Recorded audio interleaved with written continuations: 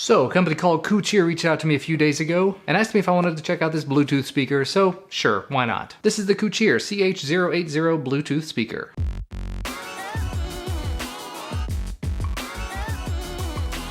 You can see here on the back, 6 hours of continuous playtime, 3.5mm audio cable included because it does have a 3.5mm port, NFC in case you want to just tap your phone on it. Other than that, pretty standard stuff. Inside the box, really short 3.5mm cable, micro USB charging cable, Bluetooth speaker user manua, yes, manua, and a nifty little velveteen kind of carrying bag. It actually says flannelette on the packaging. Don't know when I would ever use this, but still, nice to have. And of course, last but not least, we have the speaker itself. Coocheer branding on the front. Very, very nice rubberized plastic all around the outside. This is your volume knob / input knob. It does have a push in. On the back you have an on-off switch, USB port, and 3.5mm port. It mentions the battery is 3.7 volts at 500 milliamp hours, and it looks like the speakers are two 3-watt speakers. But I really like the build quality. I like the way that it's designed so far. Has these 4 rubber pads on the bottom just to keep everything in place, so put it down on the desk, it's not gonna actually, that does stay in place quite nicely. I like it. And I would assume, if I had to guess, this is probably a little microphone on the front. Never gonna use it. I'm just gonna say that right now. So let's go ahead and power it on and pair it up with the phone. Flip the switch. Gives you a little noise there. I love the little blue ring around the dial here. And I would assume in order to pair it, because there's one button, that we hold the button. And looking very quickly here in my Galaxy S7, CH-080 does show up. And it sounds like it paired up. Let me go ahead and grab some music and we'll play it back, see what it sounds like. And it's a little while later, music has been obtained. Let's give this a shot. Now I will say there are 2 different volume controls, the one on your device and the one on the speaker itself. When you're spinning it, it gets to the top and it does that. It does like a phone busy signal. So I've got this turned all the way up right now. And I've got my phone turned all the way up right now. It's at the max now, it's just beeped in there.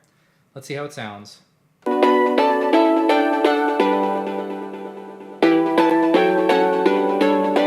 Let you guys hear it.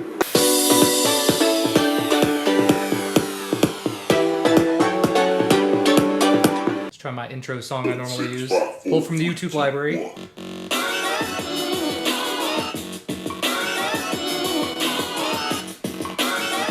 And the button does play and pause it, so that's pretty nice.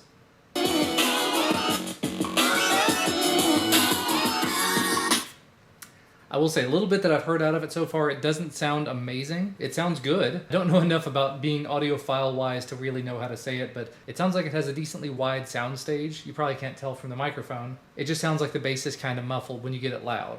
It's kind of a good all-around song.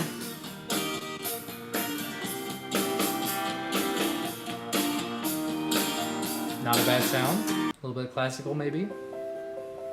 It's got a buzz to it. That's what I'm hearing. Maybe you can hear that buzzing. And actually just listening kind of closely, maybe you can hear that. The music's playing.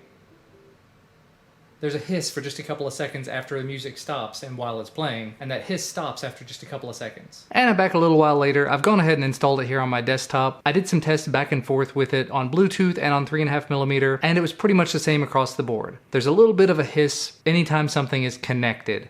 So anytime Bluetooth is trying to play, it's got a little background hiss, and then it stays playing that hiss until after you stop, and then just a couple of seconds after. If you hook it up to a constant 3.5mm source like a desktop, there's just a constant little hum, a little hiss to it all the time. So there's something that's unshielded or something that's just not working quite right. It still puts out pretty decent sound, but between that little bit of a hiss and the kind of having a buzz to the speaker when you're at higher volumes, I'm gonna say I have a mixed opinion of this one. I will still put a link down in the description to where you can pick one of these up if you're interested. I kinda like the idea of having that there on my desktop so that I would have just a physical knob that I could turn everything down with if I wanted to. But again, I'll have a link down there if you want to check it out for yourself. Remember to leave a like if you liked it, subscribe if you want to, and we will see you again in the next video.